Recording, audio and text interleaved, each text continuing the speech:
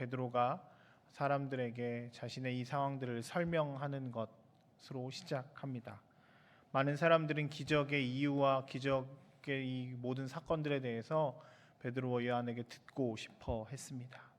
그 상황은 어쩌면 베드로와 요한이 자기 자신을 뽐낼 수 있는 상황이었음에도 불구하고 그들은 그 상황을, 그 조건을 예수를 전할 수 있는 상황으로 만들어서 예수께서 어떤 분이신지, 그리고 예수께서 어떤 일들을 행하셨는지, 하나님이 어떤 일들을 행하셨는지, 그리고 사람들은 어떤 일들을 해야 하는지에 대해서 쭉 설명하는 장면이 오늘 우리가 읽었던 9절부터 11절부터 시작해서 오늘 3장의 마지막 절인 26절까지의 내용입니다. 그 베드로의 설교의 내용은 그렇습니다. 예수가 어떤 분이신지에 대해서 쭉 설명합니다. 예수께서는 구약으로부터 하나님께서 그를 영화롭게 하셨던 분이라고 쭉 설명하고 있습니다.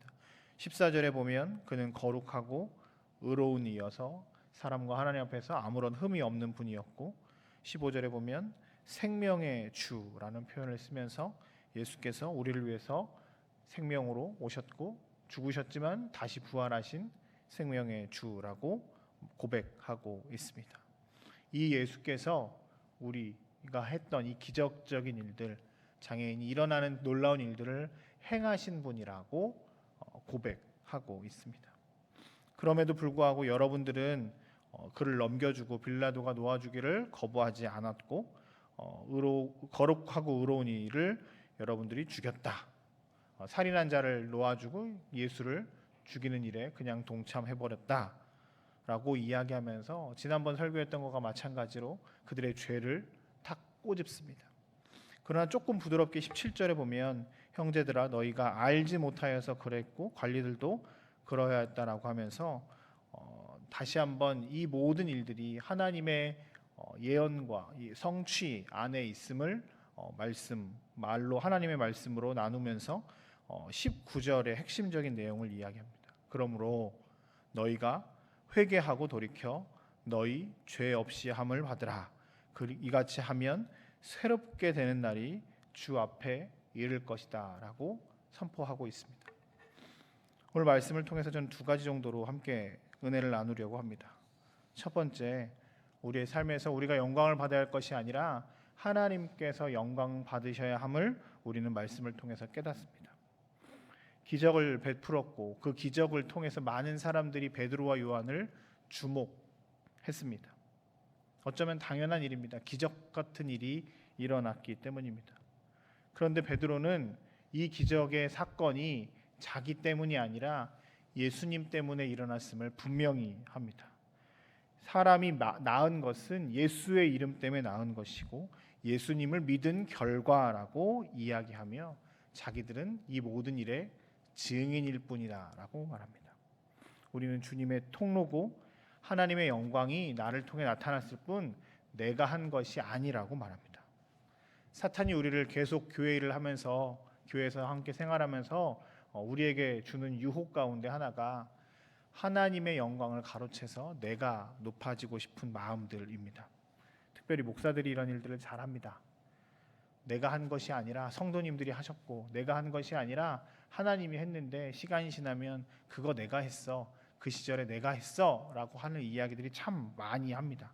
저도 무심결에 그런 이야기들을 참 많이 할 때마다 계속 저를 채찍질하고 체크할 때가 있습니다.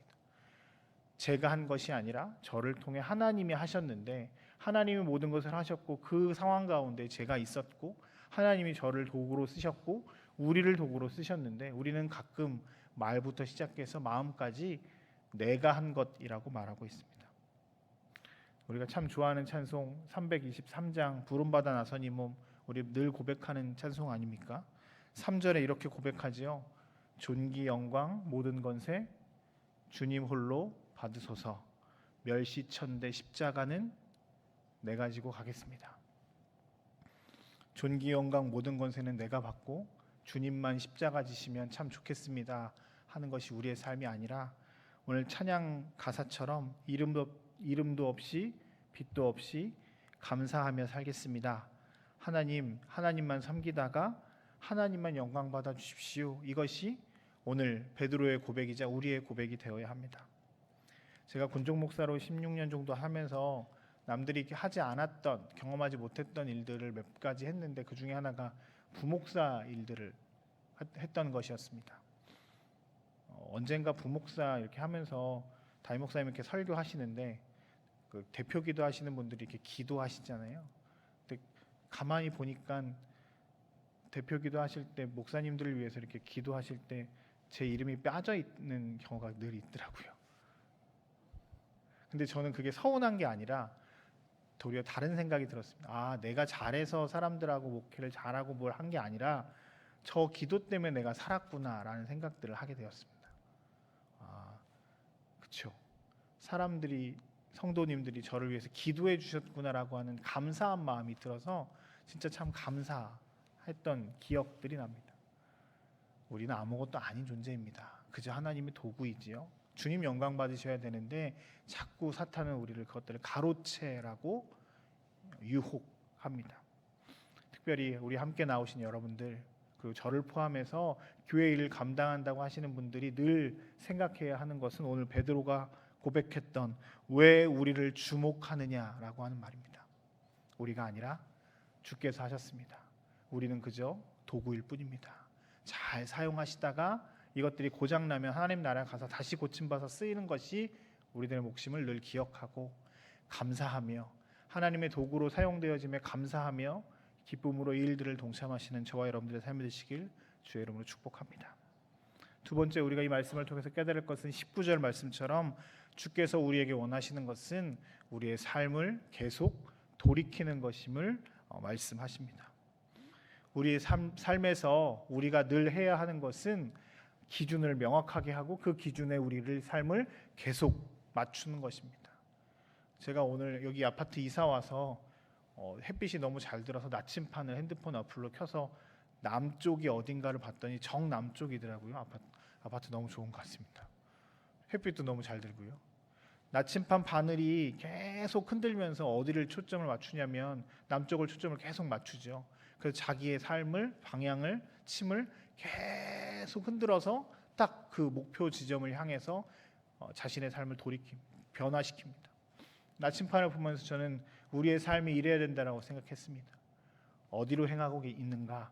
우리가 지금 어디를 바라보고 있는가? 나의 마음은 어느 쪽을 향하고 있는가? 나의 시선은, 나의 발길은, 나의 말은 어디를 향하고 있는가를 우리 나침판처럼 계속 그 중심을 찾아 나아가야 합니다.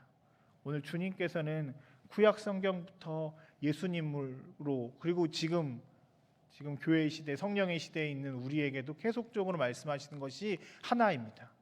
내가 너를 사랑한다. 나에게로 돌아오라.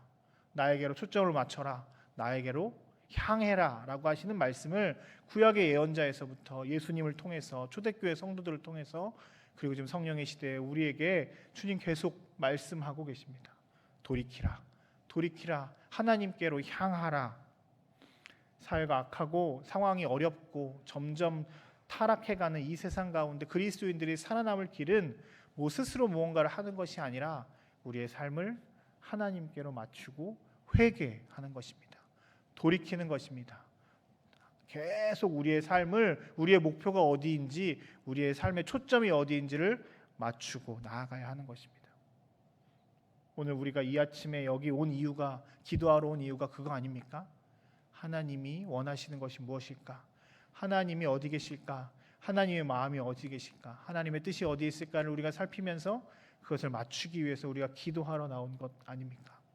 이 시간 함께 같이 기도할 때 나의 욕망을 하나님을 통해서 실현하는 삶의 신앙이 아니라 하나님이 원하시는 것을 내가 맞추겠습니다. 내가 돌이키겠습니다.